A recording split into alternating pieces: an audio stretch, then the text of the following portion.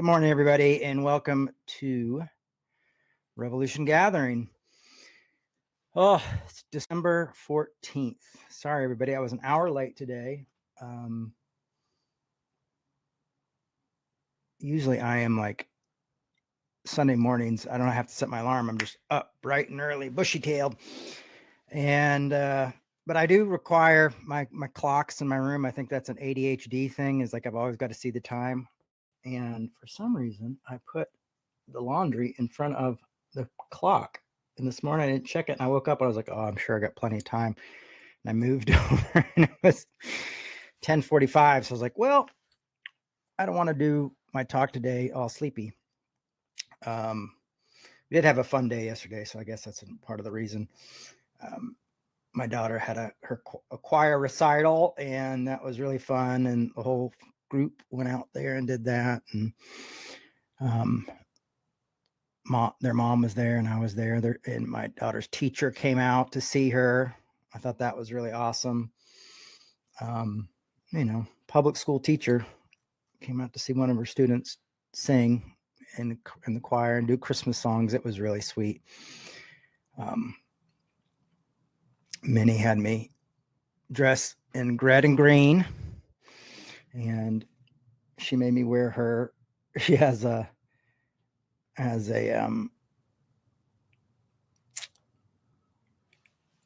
little scarf, and it's red, and it's just, and I had a red scarf on. She said, no, you got to wear my scarf. And I was like, well, why yours? Because my scarf has snowflakes on it, and it's more Christmassy. So I said, okay, I'll wear your scarf. So yeah, yesterday was fun. Fun time with the family. So yeah, hope you're all doing well. I know that holidays can be so stressful for a lot of people. I've got a friend of mine who I talked with a little bit today who seems to be really going through it. And it's really tough to see people you love and care about struggling during the holidays. So lots of grace out there, and just know that you're not alone. And a lot of people are going through it and dealing with it. And it's can be a very tough time of the year for a lot of folks. I've been just trying to jump in and celebrate it as much as I can with the kids. I think the kids help me a little bit with just keeping a perspective and doing that kind of stuff. And what is that? Klarna, that pay every few months thing has really helped with my Christmas giving. Klama, I never get the name right. But anyhow, welcome to Revolution. Hope you guys are doing well, and good afternoon. Maybe you're having lunch with us today since it's 12 o'clock Pacific Standard Time. If you get a chance, say hello in the chat. You can even let us know where you're watching. I'd love to know where you're watching from. I'm going to say this. Hello, Linda and Chuck. So good to see you. I like when they watch because that's 2 in 1. I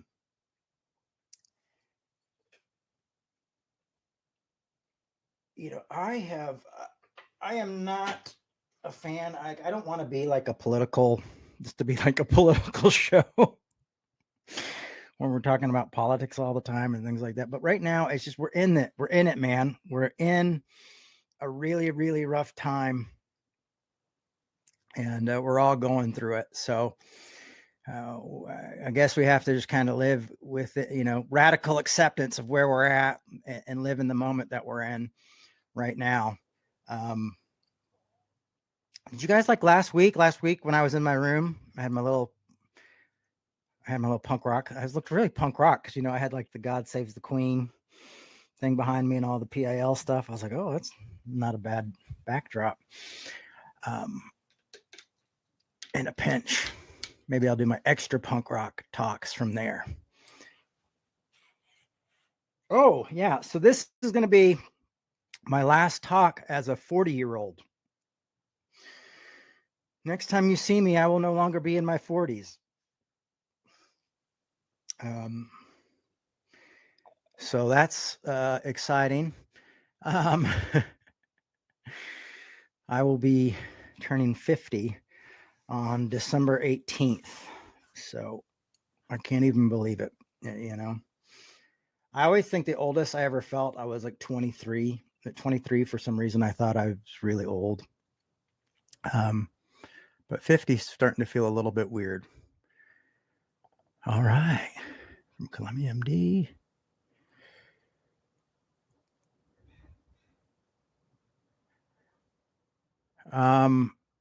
I think you can.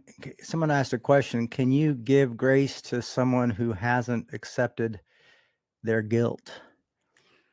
Yeah, I mean, if you're giving it, that's your gift. You can give it to them and just hope and maybe show some love and hope that maybe they see that.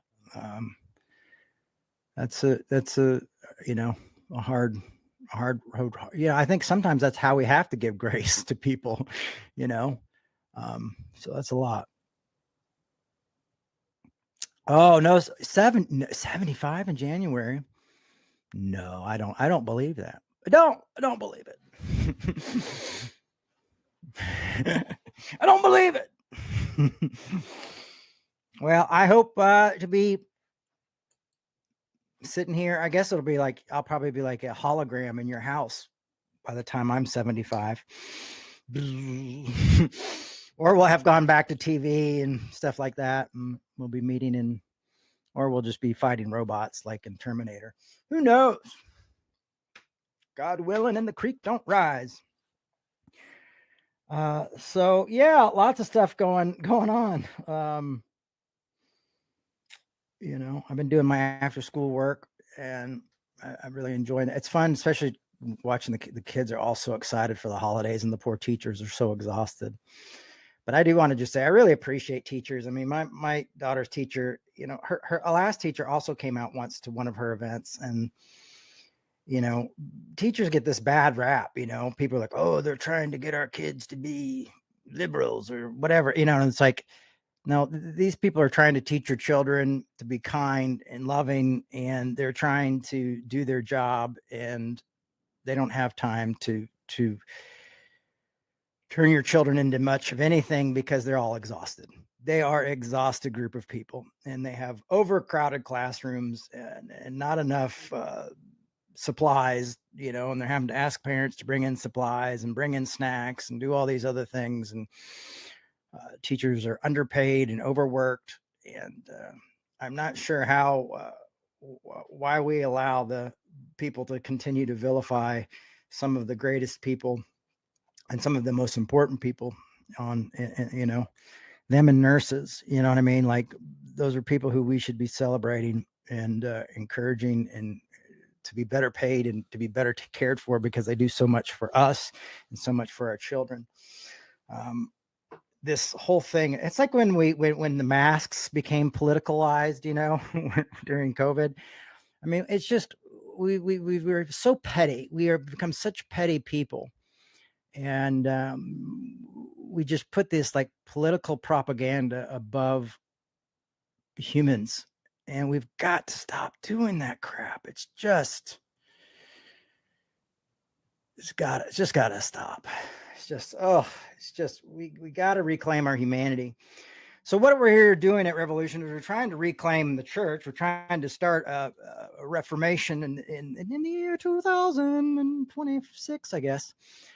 But we also want people just to reclaim their humanity in life. You know, I know not everybody who comes to Revolution subscribes to this faith or subscribes to the same things, but just reclaiming our humanity from the politicians. I mean, when you watch these politicians, and it doesn't matter if they're right wing or left wing, none of them, very few of them seem like anybody you'd want to model your life after. And the fact that we allow them to keep us so divided and to manipulate us is just, it's sad. And I guess that's why, you know, healthcare and living wages aren't a priority for them, because they know that they can kind of keep us frustrated and keep us down. Anyhow, that's my soapbox. Power to the people. So yeah, we're gonna talk again. It's so funny. I've like, I have notoriously been a repeater of talks of some sort, but we are going to talk about Romans again. just a little bit, because I've been seeing a lot of people, even on Revolution, on the Revolution Facebook page, I put up something about our immigrant brothers and sisters, and it was really wild, the pushback I got back from even some regulars at Revolution. And it was a bit I was surprised, not shocked. I was just a bit surprised. And it's always wild to me to see how we use the Bible. And for me, growing up, my mother always made me realize that love was the trump card. And for me, love and grace have always been a kind of this trump card to the Bibleolatry. When you really study the Bible, you realize it's not a rule book. It's not a how to live book. It's a great book to have, helps you deal with issues and gives you great ideas to how to deal with things.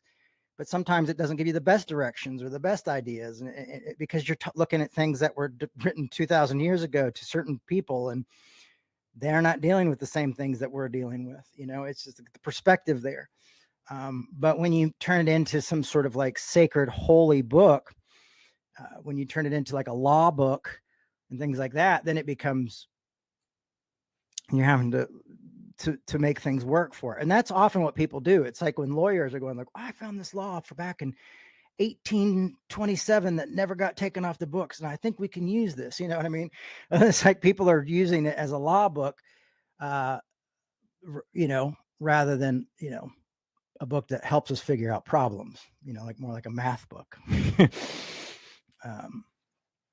or a philosophy book. But anyhow, so it really gets weird at how people are just like, oh, but the Bible says this, and this, when they use it when it's not convenient. It's I don't understand it very much, but I do understand it, but I'm so far removed from thinking of it that way. So far removed from having that kind of magical thinking about the Bible, that sometimes I probably can be a bit harsh with other people who are still kind of stuck in that mindset, but I do try to be sensitive and compassionate towards people who are kind of stuck in that very literalist thinking, or it was every jot and tittle was designed by God. So Romans 13, a lot of people are using to support what's happening with ICE and immigration and things like that, and everything that's going on in the world right now that seems bad. You don't see a lot of people use Romans 13 when the politician they don't like is in control. That's a very clear one. I'm going to read from Romans 13 real quick. Romans 13:8. Owe no one anything except love, except to love one another. For the one who loves another has fulfilled the law. The commandment, you shall not commit adultery, you shall not murder, you shall not steal, you shall not covet. Any other commandments are summed up in this word: love your neighbor as yourself. Love does no wrong to neighbor. Therefore, love is fulfilling of the law. Now, I bet you thought I was going to read the part where Paul says, the politicians and stuff have been put into line, because that's what everybody's talking about. But it's like, okay, people are using this to support using Romans 13, 1 through 7 to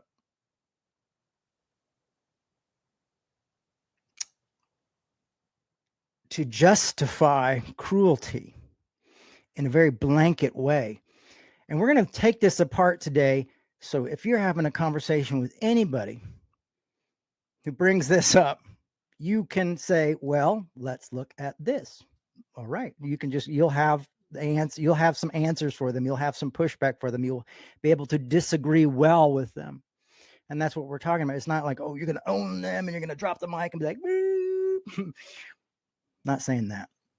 What I'm saying is that we'll be able to have some counterpoints. I've really had, I was like, do I really want to go back and cover this again? But lately with my talks, I've always felt like my work is a type of art as well.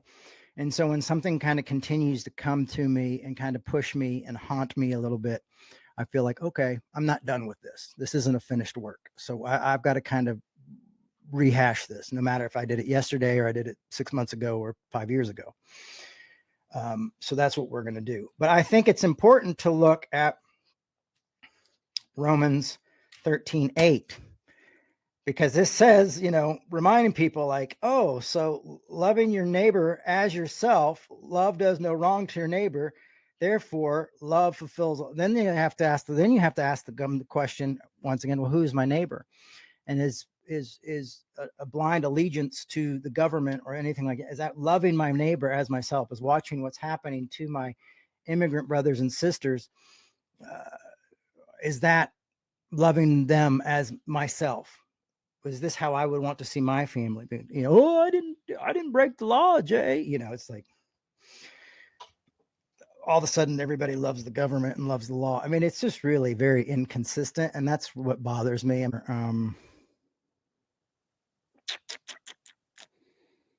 Inconsistencies in life, but it's when those inconsistencies become hypocrisy. You know what I mean? We're always going to have the kind of, there's going to be things that don't quite line up. That's what dialectics is two truths can be, two different truths can be right at the same time. And you're going to have that. But when it becomes hypocrisy, I think that's when it's time to speak on it and confront it and look at it. And that's where we're at today.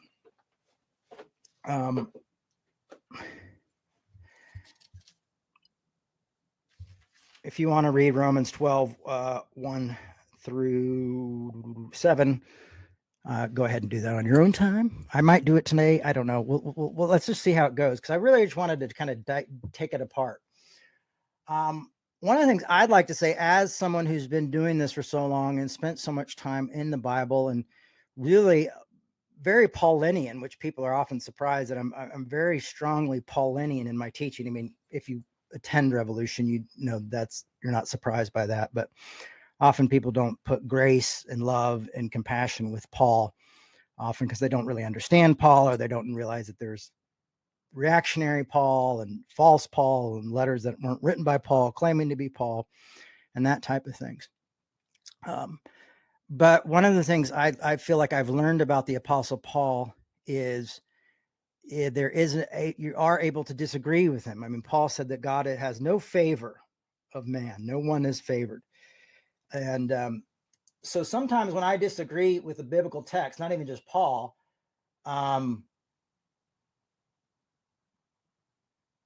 it's okay. Sometimes when I go, I just don't think that works. I think that was, that doesn't seem to make sense for the time I'm finding myself in. There doesn't seem to be a lot of love there. There doesn't seem to be a lot of grace there. I'm able to just go like, okay, I'm going to stick with love. I'm going to stick with grace. I'm going to stick with the essence of the gospel and the message. And it doesn't bother me that much. But I keep being really surprised how many people keep bringing up Romans 13 to support their support cruelty towards people. And you know what? And some don't even need it. Some don't need it. Some just automatically or just have an issue with this and with people. And I want to make it clear, like, I'm not saying open borders like that or anything. I'm just saying kindness and humanity. And there's a better way to handle these things without violence and tearing families apart and putting people in camps. I really do believe there's a better way. And let's be clear, Obama was really good at putting people in camps. And then unfortunately, Trump, the first term, was really good at separating families, which was just horrific. So no politician has a corner on being a saint, folks. We can have ones that we like more, but it's like, when you're comparing people to one party that just seems kind of, really bad, then you're like, oh, this one's bad, but not that bad. It's easy to romanticize or scapegoat and do things like that. So I try to keep a good look back and try to have some empathy towards other people involved. But Romans 13, a lot of people have used this in history as a blank check for the actions of the government and the actions of politicians.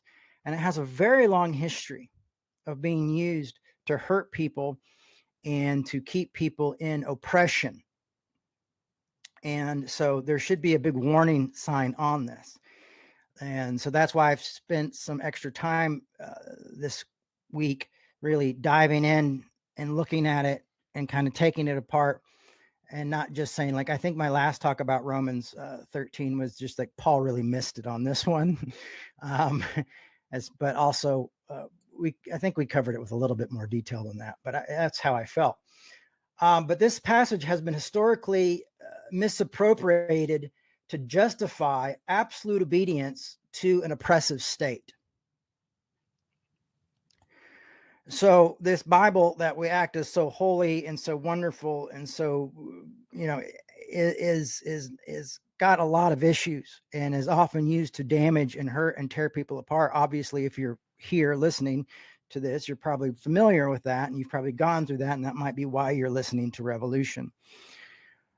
My hope is that we continue to get this word out there, that we continue to kind of expose this kind of thing, but we do it in a consistent way that disagrees well, that argues well, and that doesn't look to defeat people, but looks to win people over to our way of thinking.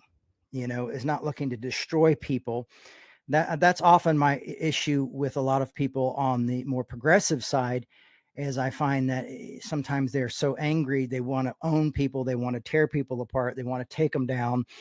And that's not how you make a movement. That's not how you cause a reformation to happen. That's just how we stay divided. And I want us to think broader than that. I want us to have more nonviolent ideas and concepts behind this of how do we help free people from misinformation rather than just punishing them and destroying them because they fell into misinformation. There was probably a lot of times where we were in this. We fell for this, and we will continue to have times where we fall into the wrong idea and the wrong thought. And for me, I was grateful that people came to me who showed me grace. And it was more like that,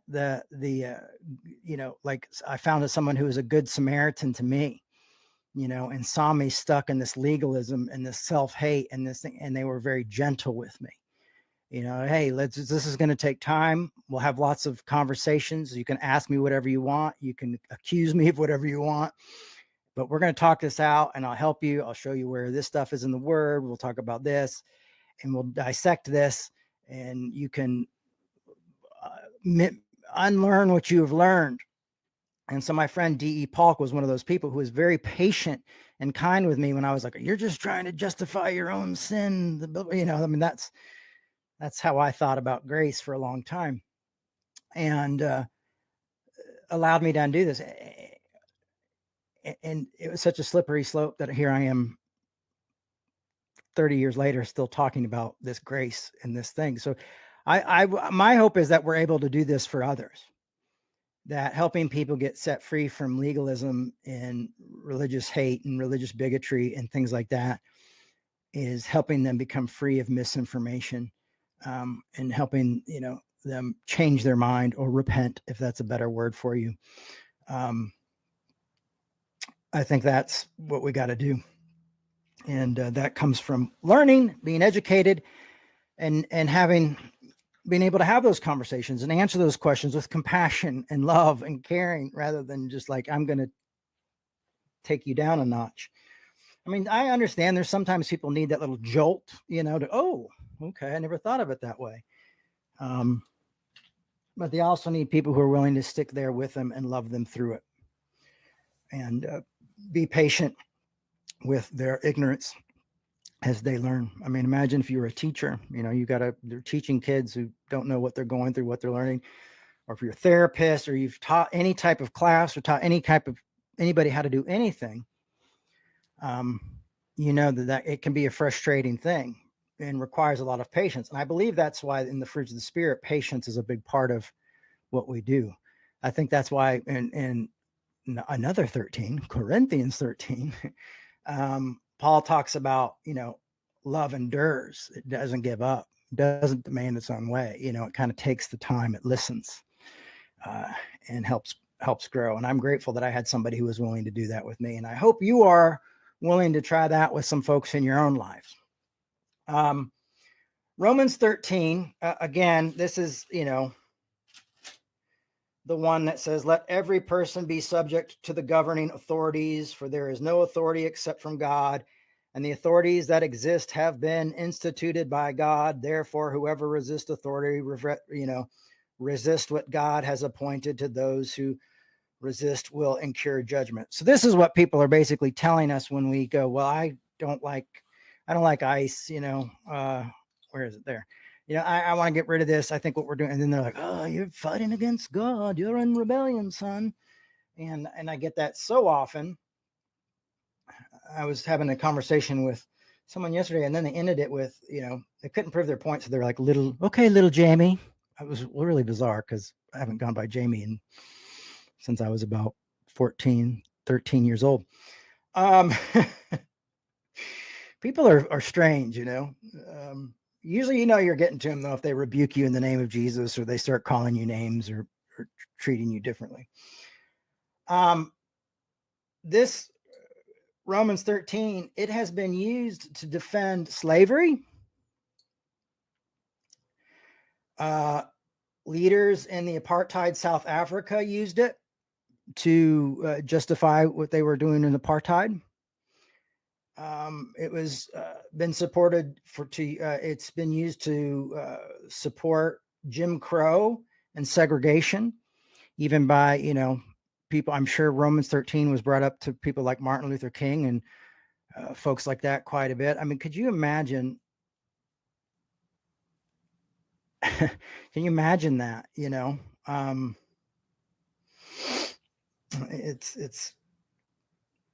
quite crazy. And this is another place it's been used, and this is a tough one. And I think some people, I had somebody like yesterday when I was having a conversation with them telling me it was a stretch. So I said, well, show me how I'm stretching this, how this is a stretch, this kind of comparison. And they couldn't, and they wouldn't. Which I hope means I'm getting through. That's the hope. And you know what? The hope isn't to make people better Christians in so many ways. It's to make people better human beings. It's to help the world become a better place. As someone, my way of following Christ and following Christianity, for me, it's not about. So many people will be like, well, how do we get people to heaven? And we got to do this. And people are telling me, oh, you're not worried about the soul. And you're right. I'm worried about people now. I'm worried about what people are going through every day in this life and what they're suffering and what they're doing. I'm worried about that. This probably has something to do with some of my theological belief systems about hell and heaven and all that stuff. But a lot of it has to do with the fact that I see people suffering, and I feel like it's our call to help them and help them do that and help set people free who are causing that suffering as well. I mean, that's a way of just disarming folks and helping the world become a better place as well, or your city or your town or your work or your house, your home, whatever. But this Romans, the Bible's been used to support a lot of really horrific things over time. And we have to be, that's when we have to stand up and go, yeah, they got it wrong. Yeah, this was a different system. This was a different time. And you know what? They missed it. You used to have to often deal with the fact that the Apostle Paul thought Jesus was coming back and, within the year probably, and that didn't happen. So you have to deal with that as well. One of the interesting things is like people are like, oh, Paul, they want to use Romans 1 to attack the LGBTQ community, but they also don't talk a lot about how like Paul was like, you should all be celibate. Like, no one should have sex. I mean, unless you really need to, if you just can't control yourself, get married, but we should all be celibate. You don't talk a lot about like that, Paul's teachings about that, they just kind of, we pick and choose, and they'll say, oh, you're a cherry picker, and like, guess what? We all cherry pick. Even like when Jesus quotes the Old Testament, and even Paul quotes the Old Testament, you'll notice they leave certain little things out, sometimes the sentences out of the scripture. So that happens a lot.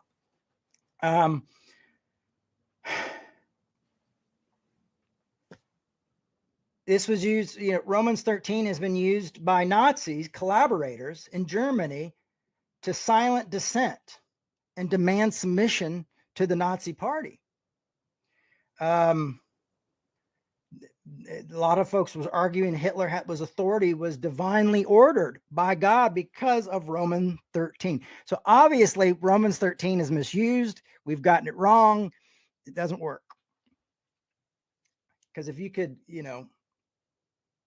justify any of this, I mean, do you think people are like, some of these people I want to be like, do you think, would you have used this against Rosa Parks when she refused to get up from her seat? Would you have been like, hey, Rosa, Miss Parks, Romans 13, you need to get up, oh, Jay, that's different. You're stretching it. I'm like, it might seem different, but when I see like people getting put in headlocks and people getting sprayed and especially like seeing these videos in Minneapolis and what's happening with the community there.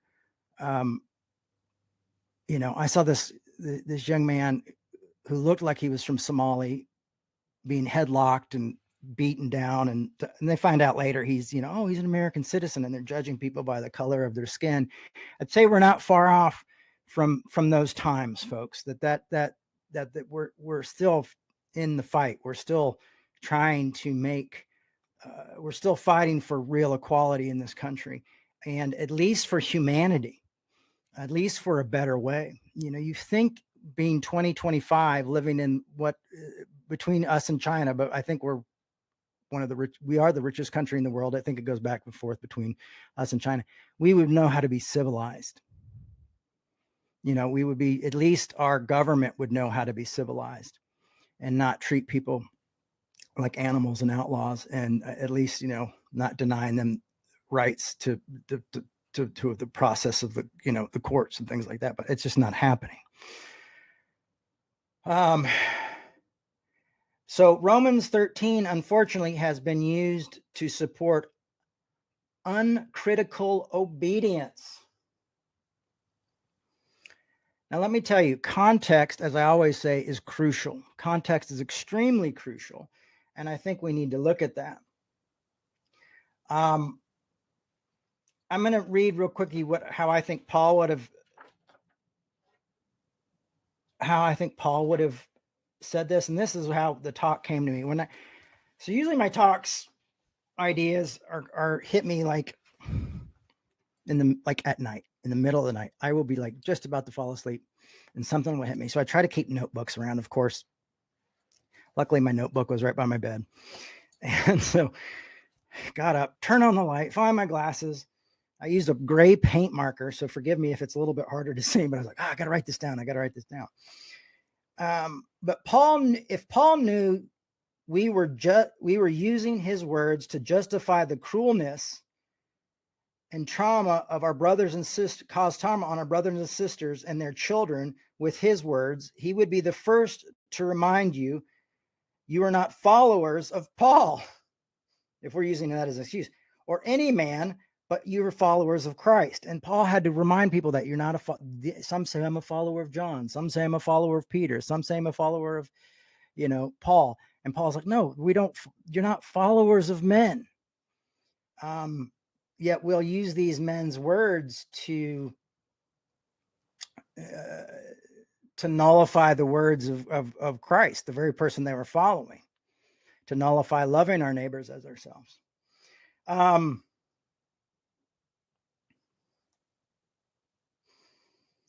So, I think taking Romans out of context to justify your sin, he would say, you're taking my word, you're taking Romans out of context to justify your own sin and your own prejudice. Oh, and that's funny, I put this in there. Would you say the same thing about Rosa Parks and Kent State protesters who were, killed during the 60s? Have you been so blinded, become so blind followers of your politicians, you have had to damp down the word of God like a bunch of children playing games killing children because of Paul's words is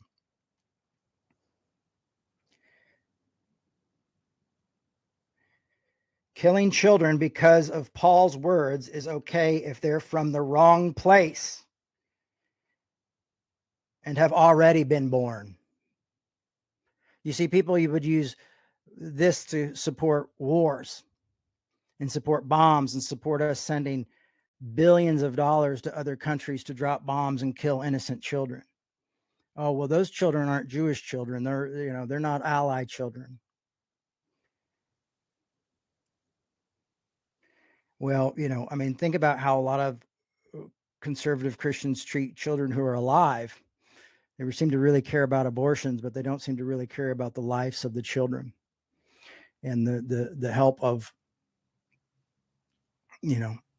them going to school or them having daycare or them having enough food to eat or having free lunches. Anytime I've had anybody push back on free lunches for kids in schools, I would say they've always been Christians. Anytime I see people pushing back on healthcare or childcare, it's always Christians.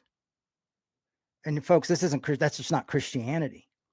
It's people who claim it, and they've gotten so far into politicians, but they're not following Jesus. They might know the Bible, they might go to church on Sunday and do this, but they're not following Jesus. They're following religion. They might be following tradition. It might be a great part of their life, but they have missed the point completely. And it's very sad that we live in a place where churches are so far removed from Christ, where we justify all these things. Hypocrites, wicked generation.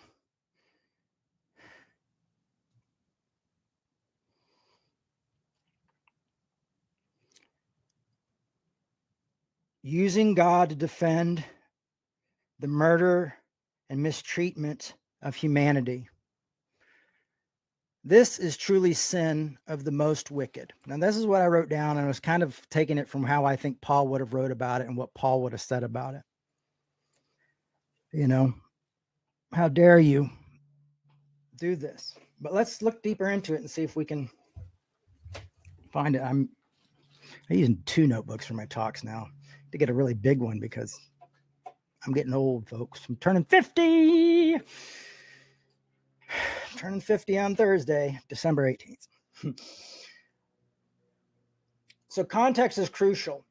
So one of the things that Paul was doing is he's reading to when he's writing this letter is he's trying to Christians were a very small, vulnerable minority in Rome. There had also just been a very big Jewish, a few years earlier, revolution type thing that happened that really caused a lot of pain for their Jewish brothers and sisters and called them to clamp down on them. There had just been a big radical revolutionary type thing that got put out and very violent. And so Paul knows that that's happened as well. So he is trying to say how to live in a peaceful within such a powerful group of people who are occupiers. They're occupied by Rome. These are people who are military and force come in and occupy this area. Christians were often under persecution. It wasn't like at this point, it wasn't a big thing where it was happening just like, a bunch of Christians, but sometimes Christians just randomly would be killed or executed because of their beliefs. It would just randomly happen. And it was starting to see kind of, okay, this is starting to happen over there. This is starting to happen over here. So Paul has got people's lives. You also have to remember, Paul thinks Jesus is going to come back and take care of all this. In Paul's mind at this time, Christ is going to return, and all this is going to be taken care of. And he may think that Paul may have think Jesus was going to come sit and run the whole world at this time. I don't think the idea of rapture was really on the table. Rapture is really only about 100 and change years old idea. So that's not what Paul's talking about. But Paul felt like, we're going to win. Jesus come back. This is what's going to happen. So you have to I know that's sometimes hard to leave because you're like, why do we believe this stuff at all if we never came back? I mean, that's a good question. I think it's a good question to ask. I think it's worth looking at. I think that's a good part of deconstruction. So Paul was writing to the Roman church under imperial rule, okay?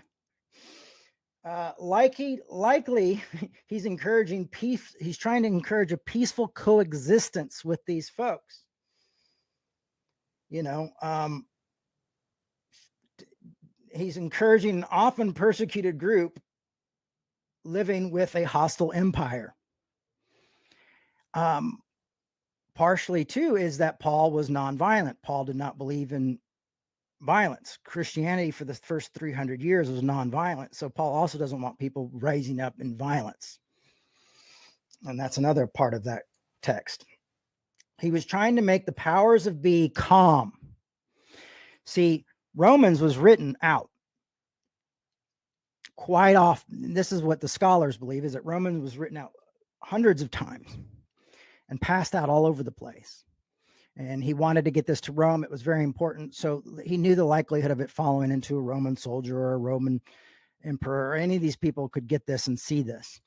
And so he wanted to make it clear that we are not a threat to you. Please do not kill us. And remember last week, I think it was a week before, we were talking about magical thinking and how magical thinking, I did like a 2-hour talk about magical thinking. And so often magical thinking is like, well, this book was written to these people, but it has double meaning. And we love that. We love it. But he was really knew that in America now listen, if I had a time machine, when I do have my time machine, maybe I'll get it for my 50th. I'll go back and I'll have a conversation with the Apostle Paul. I'll figure this out and we'll just clear the whole thing up. Okay. But until then, you're going to have to just stick with what I've been doing in biblical scholarship, biblical history, and within the studies. 30 years, not bad. But he was trying to make the powers of be calm. There was he's like, no need to kill Christians. We're going to pay our taxes.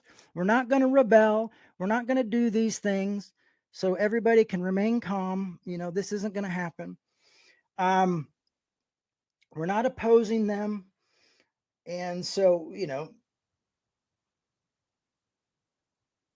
he was trying to not appear to be supporting sedation or revolutionary action.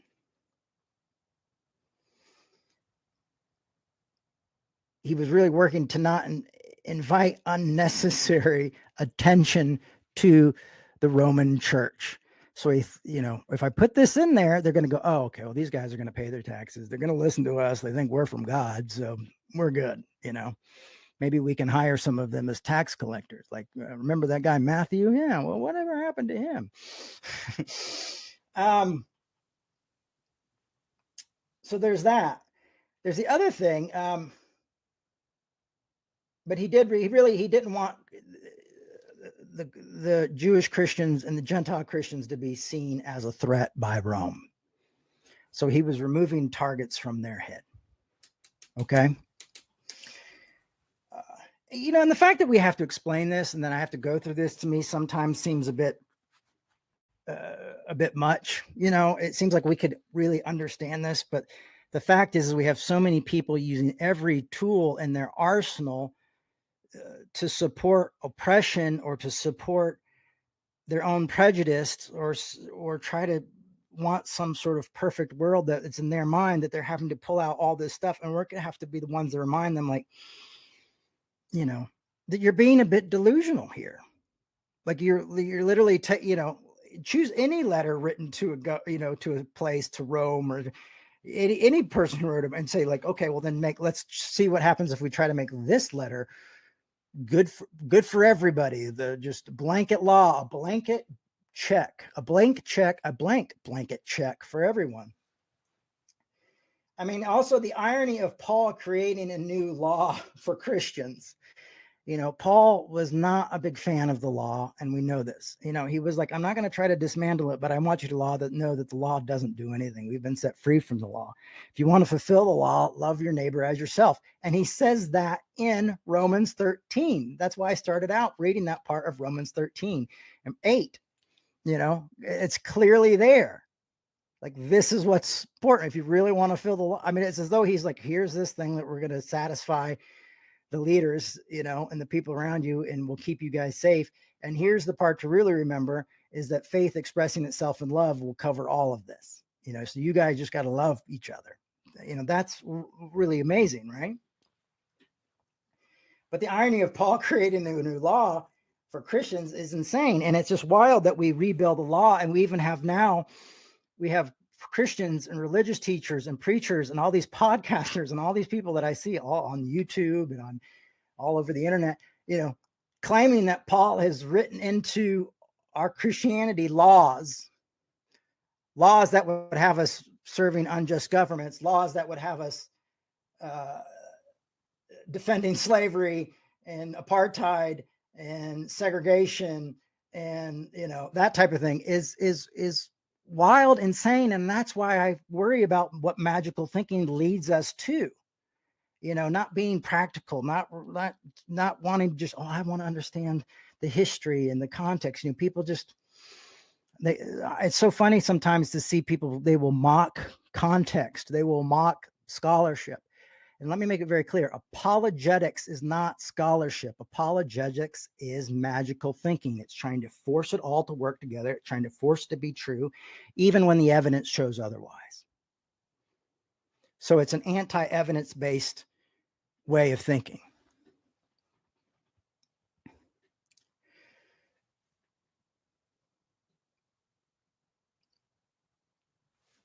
So again, I said he was trying to make the powers that be calm. He had no need to kill the Christians because they won't be opposing them.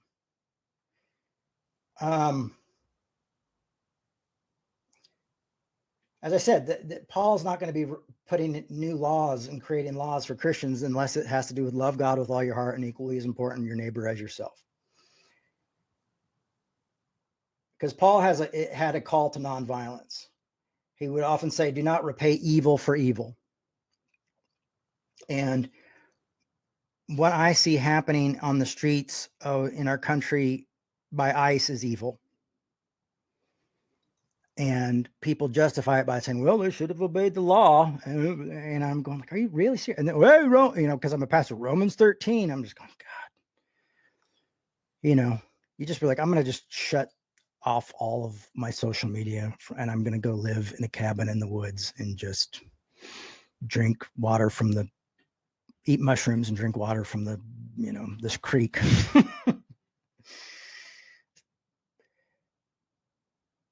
Paul always seemed more concerned with setting free people from the law. So this is helping the context. Again, Romans 13 is not a blank endorsement of the government.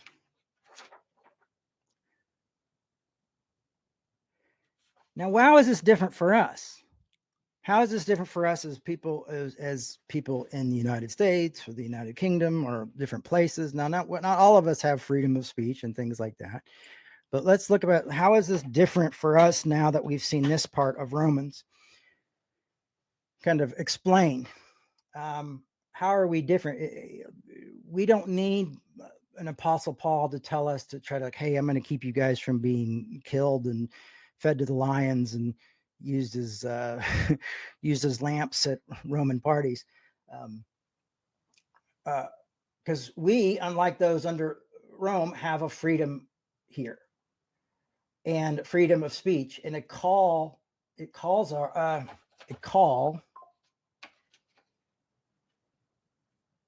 for us to speak out against injustice and to speak out for truth. So we have something. We are called to speak out. We are called to say, listen, I don't want my taxes going to that. I don't want to do that because we're not under Roman government. We're not going to be riled up and hopefully put in camps. Right now, that's just happening unless you're an immigrant or you look like an immigrant. Unfortunately, I'm sad to say that that's happening. But we are called to speak out and speak truth to power.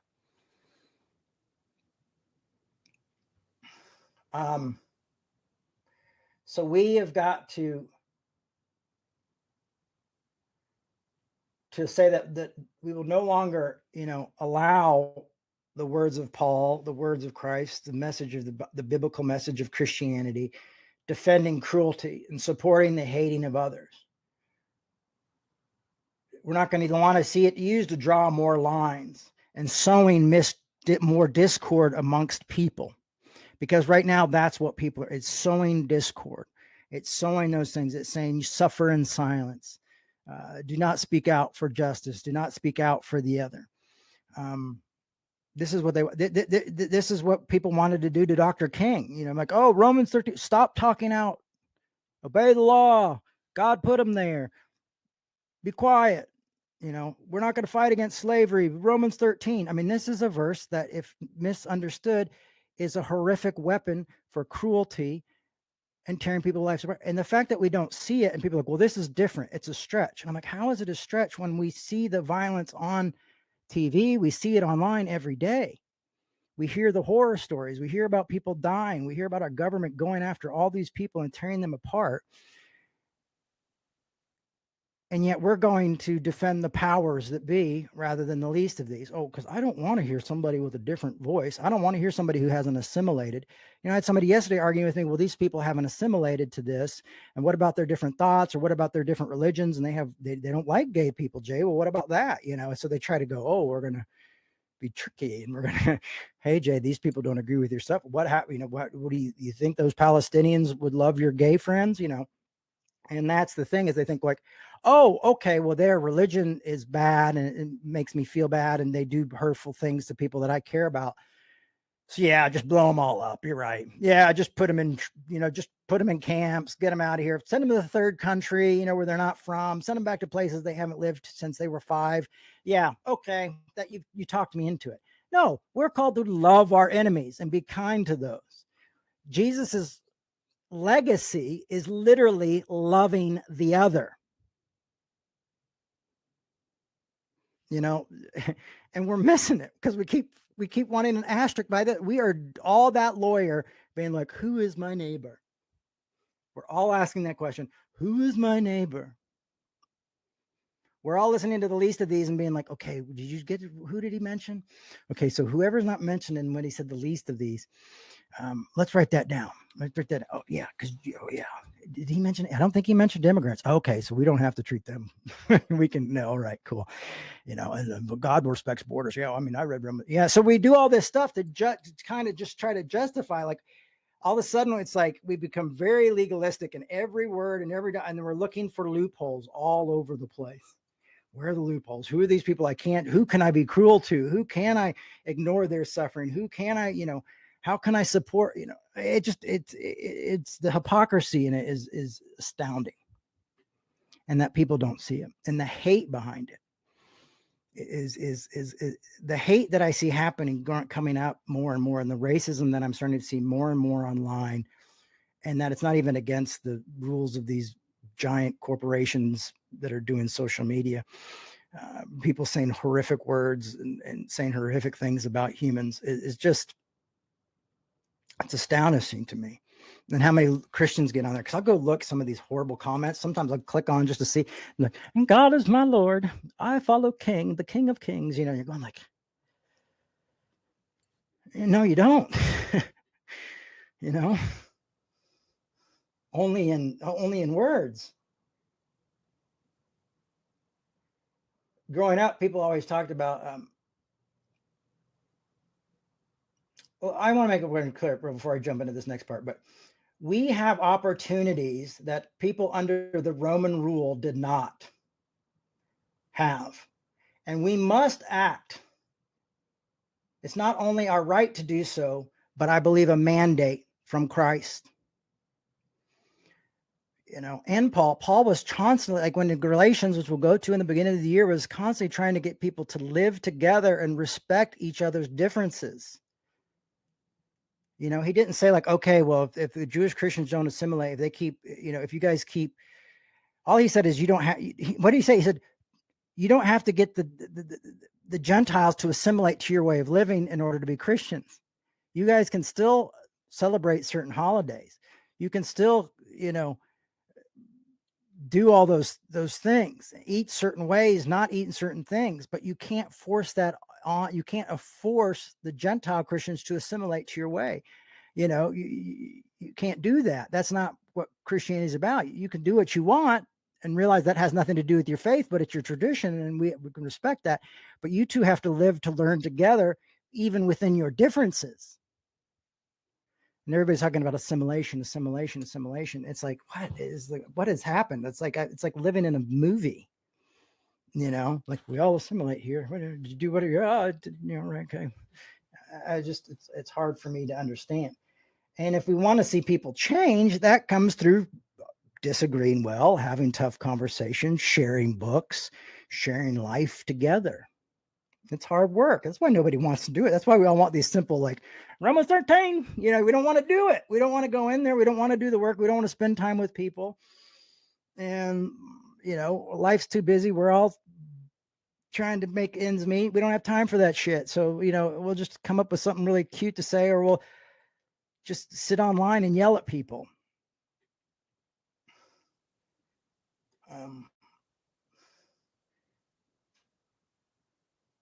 But I feel like this has become, growing up, everyone's like, oh, he's just justifying your sin. That's the same thing I accused my friend DE of when he was starting to tell me about grace and God's unconditional love and all this stuff, because I grew up with Assemblies of God, and you could lose your salvation if you sneeze too hard. But I will say now, like, justifying sin isn't what I thought it was. Now I feel like people are trying to find ways to justify their sin of hate and discrimination,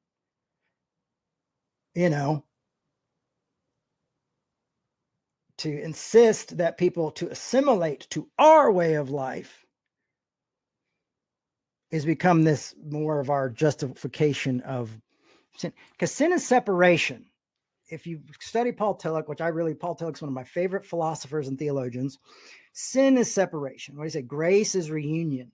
And what we're trying to do is practice grace here. I had people attacking Somalis yesterday, and I was like, listen, and when I was at the bottom of my life and I had to move into an apartment after my second divorce, 95% of my neighbors were from Somali.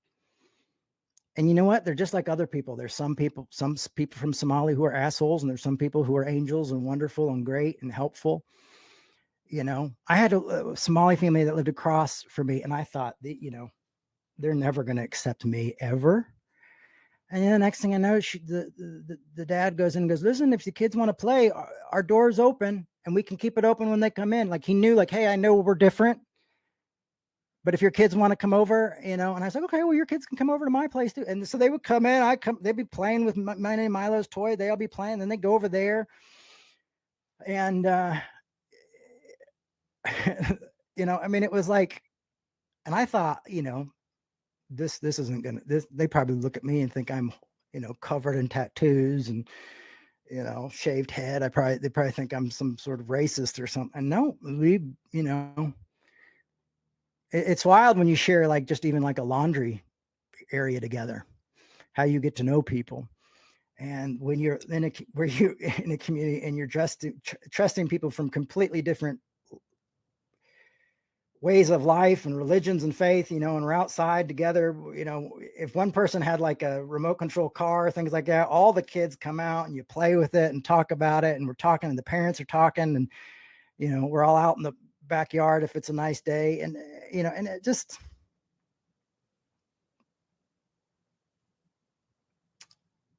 maybe I'm just naive. I don't know. Such cruelty, such a need to excuse one's leaders at the cost of the pain of others. Why are we making excuses for, like, politicians to vilify others? What are we scared of? We live in this world where we have this imaginary idea that there was a time that things where people felt better, the past, if I could just be in the past.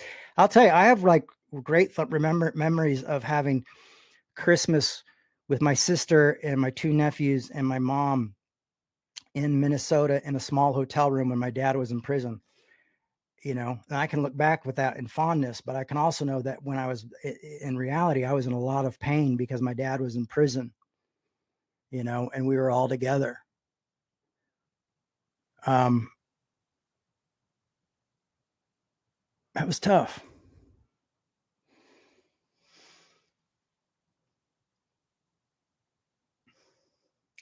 So why? Perhaps peer pressure for some, maybe some just want to feel like, well, this is what the majority of the people that I go to church on Sunday are the folks I work with. And why push back? Why cause trouble? Why do that? I get it. People are, people pleasers and that type of thing. I saw a great meme the other day. When people are like, if you have like a band t-shirt on and they're like, name 3 songs. And this one said, so you're a people pleaser. Name 3 people you've pleased. And I thought that was incredible. Maybe it's depravity. Maybe we're just so deprived we don't know how to live with each other anymore. I mean, one of the reasons I ask people to like and subscribe and to do all this stuff is because I see so many people coming up saying the opposite of what we're saying right now and talking about, and some of these guys, they get like, they get right into they're like, you want to know something? You don't know what I think about these foreigners. You don't know.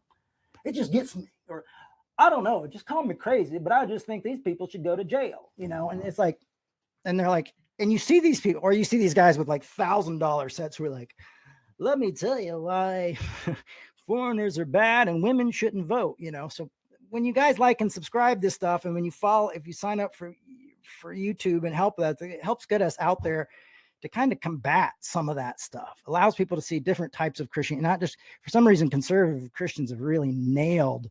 They did it with Christian television. And now they've done it with like YouTube stuff, and we're like hidden. We're hidden amongst, rarely found. We probably need more people disagreeing with the talks and stuff, just so we know people are seeing this work, because these folks need to hear that as well. They need to hear the other side, but they need to hear it other side where we're not going like, you know what? All you conservatives need to get the hell out of here. They don't need, that's not going to work. I'm not saying we don't need to we need to just have better conversations. We need to have better communication. We need to have better debates. We need to have friendships. We need to learn to be patient with each other.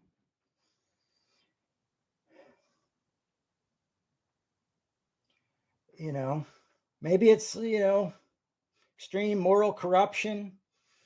Maybe it is that what Jerry Falwell and Bob Jones brought to us in the 80s, 70s and 80s. Maybe they just really just won the thing. Those guys' theology just was, maybe Calvin, maybe Calvinist, maybe ignorance. Maybe it's the unwillingness to study the Bible and really care about what you're believing, because it's just so much easier to listen to somebody talk on Sunday. I mean, you guys should be checking everything I say as well. Maybe we're all gullible. Maybe it's just a lot of really bad tradition. So many people are like, it's our tradition. And I once heard tradition is just peer pressure from dead people. And some of these dead people, I think we'd want to be better than, and I think maybe they'd want us to be a little bit better. Some of these people were so miserable. I mean, I met with Jerry Falwell once. He was never a guy who I looked at and was like, this guy's a happy man. He has a lot of hate. It seemed like the only time he felt anything is when he was hating and keeping us divided and keeping us separated. Is that what we want? Do we want to be like followers of bad tradition? What is it that makes us so willing to hate and lie to ourselves? Is that love? Like, and then just go like, oh, but this is Christianity. I'm going to support Christianity. I guarantee you, most of those people who are saying that inward somewhere, they know they're not right. That's why they're talking to me online. That's why they get real silent when we have conversations sometimes. They want to be set free, but they don't know how to be set free. Even for me with grace, I thought this grace seems too good to be true. And because I was so worried about hell, which is another freaking theology that we've got to deconstruct a little bit, and we'll try to do in 2026, just simple study on it will blow your mind. But I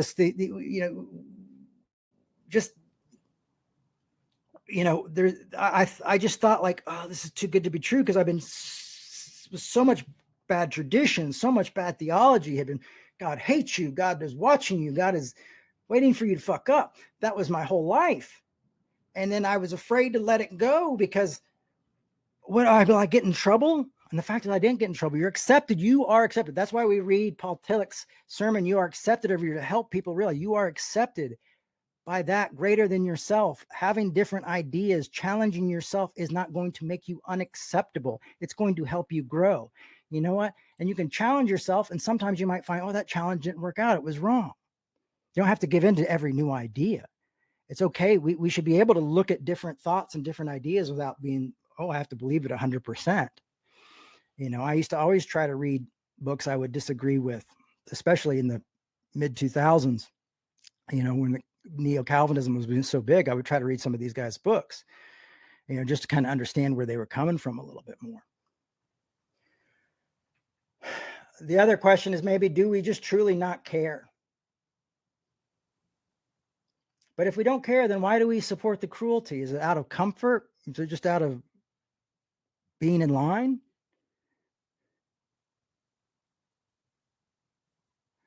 What is it that makes the religious zeal and the political propaganda drive us to do so many horrible things and to ignore so many things and to justify so many things?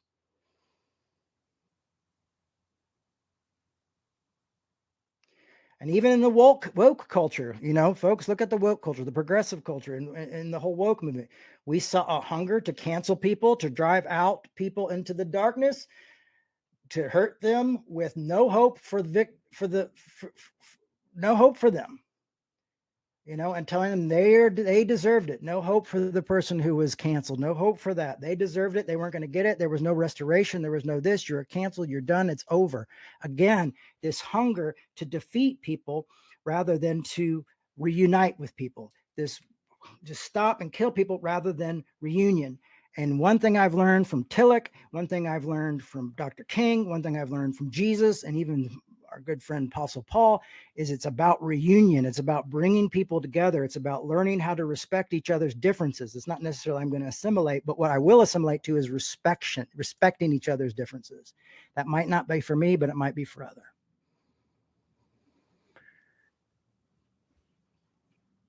Okay, I see I have a very big support for the hell talk. We'll do that then. I'll put it in the calendar.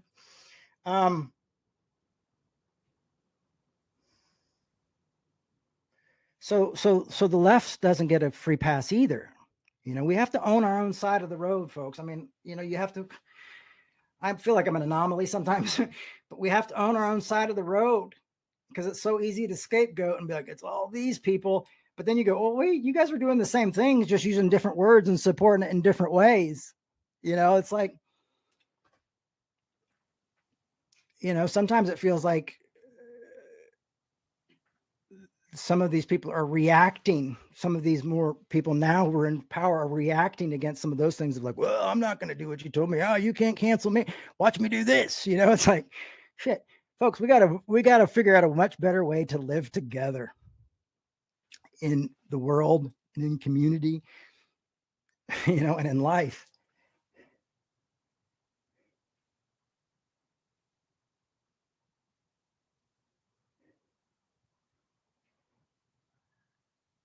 I mean, do we think people deserve the suffering? Is that why we do it?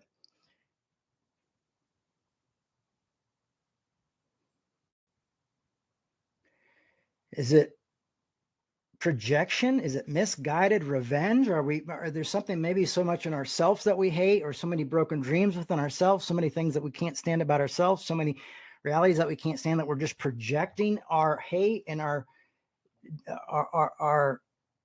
misery onto other people? And so for me, why I've stuck with Christianity, even when my faith is now sometimes null, and I'm like, maybe there is no God, maybe this is all just made up stuff, is realizing that Christianity is trying to help us. Following Christ is trying to help us. And that's why we look at Paul, and we have to look at the context of Paul, and we have to have context. I can't understand why people are like, oh, you're going to go to context. Like, yeah, I'm going to go to context because that's your Achilles heel, you know, and you're going to continue to push back, you know. And I've said very similar things to people about these things that we said earlier about following blindly, like, you know, well, this supported Jim Crow, this supported it. Oh, you're stretching it there. I'm like, well, I'm not. If you're Hispanic or Somali or a foreigner, you're not you're not feeling like I'm stretching it. You're sleeping on a floor somewhere. Your kids are coming home to an empty home. It doesn't seem like that's a stretch. For those folks who are in the middle of it, might be a stretch for you. You've just seen it on TV and are in your warm house and not worried about it. Not your problem.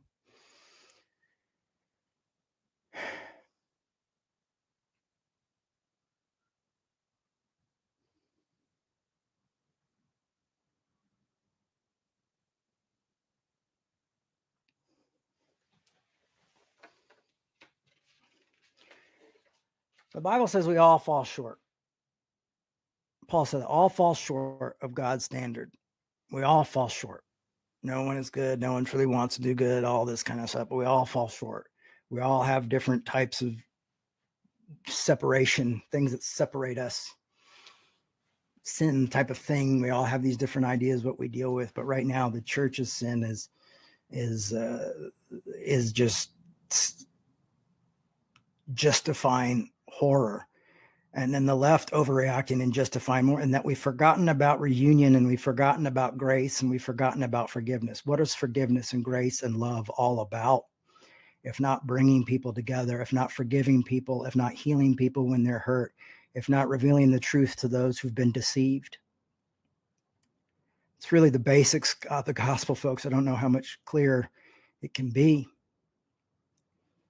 Yet we play games with each other's lives and tear each other apart and continue to justify this sin by the very faith that requires us not to do that. And we try to use these verses out of context or even within our own mind, our own tradition, to justify the very sin of separation and cruelty and humiliating them, not humility, but humiliating others, dehumanizing others. And if that is the faith, I want no part of it. I'm not one of those people who goes, well, it's just that's God's thing, so I guess I'll just have to go along with it. 30 years in this, I know it's not. And so I'm going to rebel against that. I'm going to continue to push. We have got to reclaim the church. We have to reclaim our faith. And we have to do that with both right and both left. And we have to talk about reunion, bringing people together, having these tough conversations. This is why I will continue to hit this over and over and over again. That's why I'm doing I would never of my life thought I was going to do one Romans 13 script study unless I was going through Romans. Like, I don't think I would have one Romans 13 sermon, much less two, much less within like a 3-month span. But that's where we're at.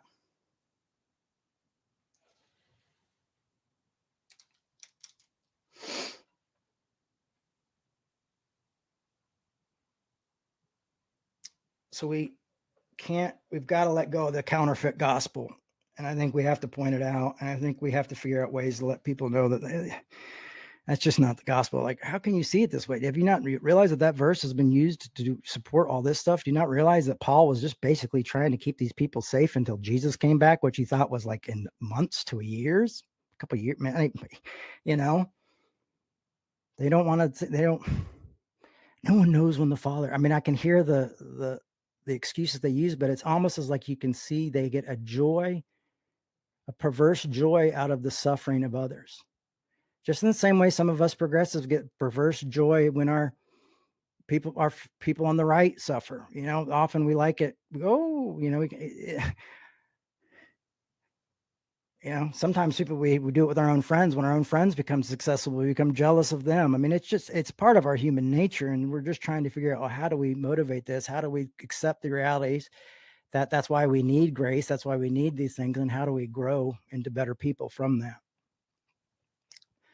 So there you go. Hopefully I come up with a name for this talk. It might be up a couple days late because Brian took his wife and kids on a little vacay for his wife's birthday. And so they are celebrating, which I'm excited about, and grateful for them. Again, we've got some cool things going. We're working on a brand new website. It's happening, folks. It's happening.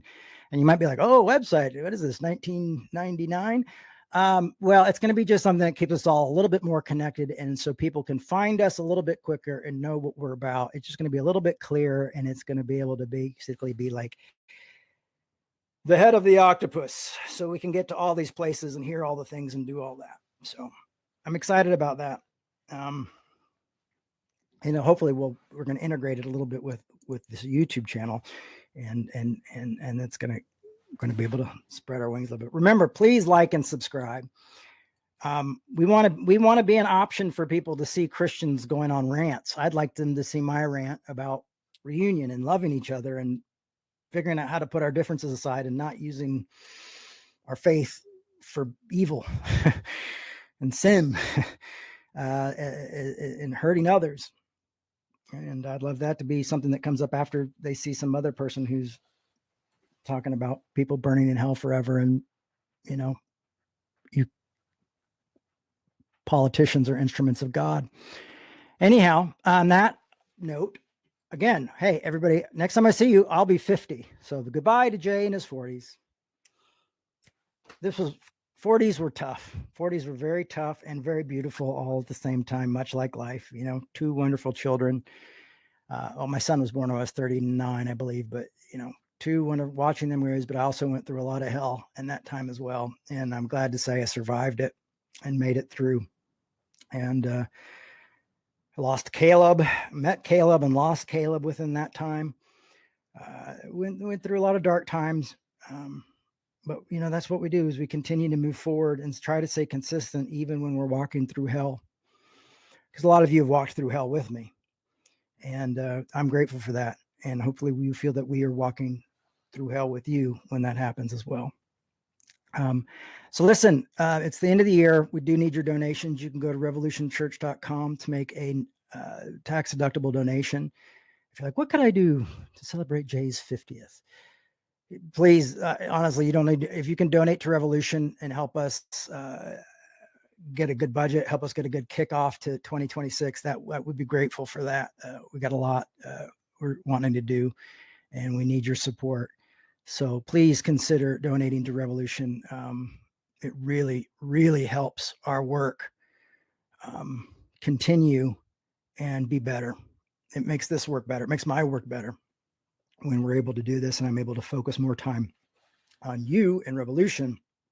And I like my other jobs, but I'd much prefer to do this. I did it, when I do it full time, I feel like I do it much better, and there's many more options open to the work we're doing, and we're able to do a lot more. So please consider doing that. We'd rather have you than your money, of course.